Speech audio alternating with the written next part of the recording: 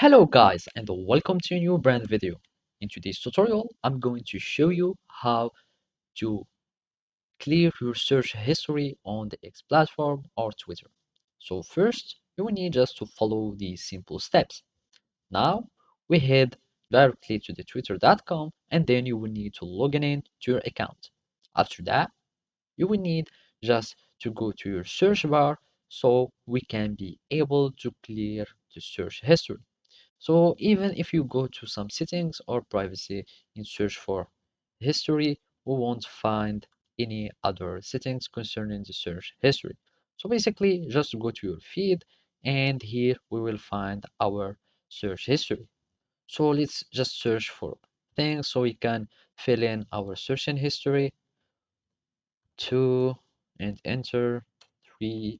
So now we have 3 search in the history of our accounts. So if we re-click again on the search history, we can find the search that we have just done.